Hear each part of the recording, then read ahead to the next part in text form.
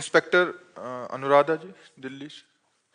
राधे राधे महाराज जी। महाराज जी, आप कह रहे हैं कि पिछले लंबे समय से वृंदावन आ रहे हैं, पर यहाँ आके पता लगा कि बिहारी जी 10 बजे शयन में चले जाते हैं, तो फिर मन में शंका होती है कि रात को 10 बजे के बाद जब भी नाम जप करते हैं तो उनकी निद्रा में बाधा तो नहीं पड़े? नहीं, 10 बजे शयन देखने को चले जाते हैं, फिर रास करते हैं। वो रात में ही तो रास होता है, तो वो शयन कहाँ करते हैं? वो तुम्हारे देखने के लिए शयन में चले जाते हैं। इसके बाद तो प्रिया जी के साथ रास करते हैं।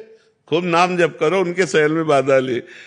और देखो, हमारे भाव से उनका शयन होता, उनका शयन नहीं होता।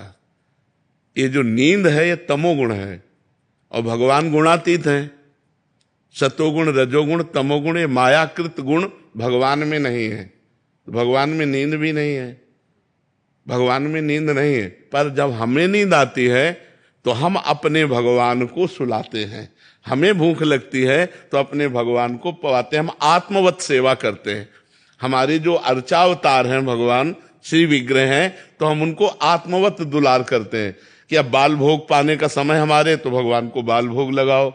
अब भगवान को स्नान करवाओ, अब भगवान को राजभोग लगाओ, अब भगवान को शयन करवाओ। तो शयन कर रहे हैं और हम नाम जप कर रहे हैं, भगवान का नाम कीर्तन कर रहे हैं, भगवान का गुण कीर्तन कर रहे हैं। उसमें भगवान को कोई बाधा नहीं। वास्तविक बात यह है कि भगवान में नींद नहीं है, क्योंकि नींद, निद्रा जो तमोगुण का लक्षण है, तो भगवान तो गुणातीत है।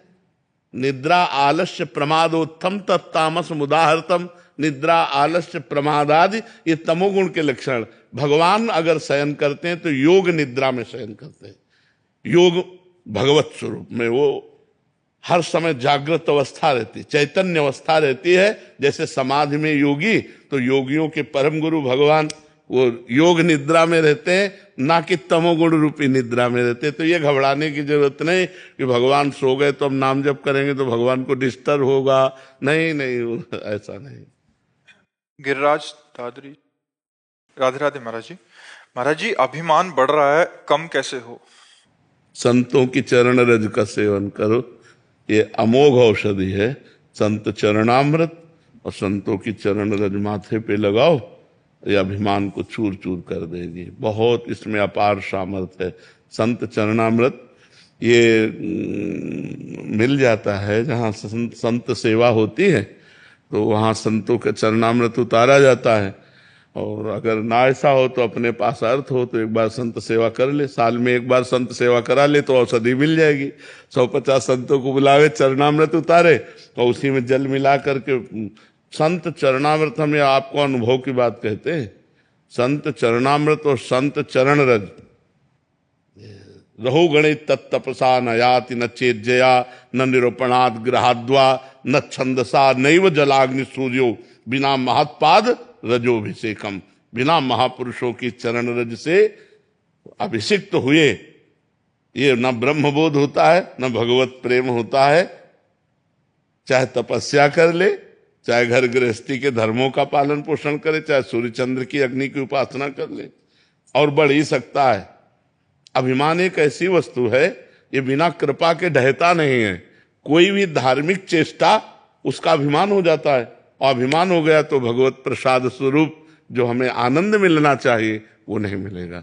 जो कृपा से मिलता है वो फिर बात ये, तभी हमें गुरुजनों की, संत जनों की चरण रज से अपने को अभिषिक्त रखना, सब संतों के चरणों में नमन करना है, दैन्य रहना है।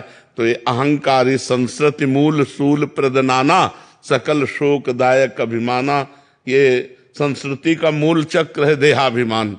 यही आवागमन में फंसाता है, और इसी का नाश गुरु चरण सेवा से होता है, संत चरण सेवा से होता है। तिनकी संगति रहत जाति कुल मद सब नंसई। जो भगवत प्रेमी महात्मा है, अगर उनका संग मिल जाए तो उनके संग मात्र से हर अभिमान का नाश हो जाता है। और जहां अभिमान प्रकट हुआ वहां शुद्ध भक्ति नहीं रहती। विद्या रूप महत्व कुल धन जोबन अभिमान सटकंटक देखे जहां रहे न भक्ति निदान। रहे न भक्ति निदान स्वांग सब नगर नारी के बिसैन हाथ बिकाए नहीं रिझवर भरतार के। भरतार कहते हरि को, वो हरि को नहीं रिझा सकता, वो विषयी धनी पुरुषों को रिझा सकता है। अभिमानी पुरुष भगवान की भक्ति इसको कभी प्राप्त नहीं हो सकता, क्योंकि जब तक देहाभिमान और अभिमान रहेगा तो कृपा सिंधु भगवान को अच्छा नहीं लगता। भगवान को अभिमान से द्वेष है, गर्व प्रहारी कहा गया है, और दैन्यता से प्यार है।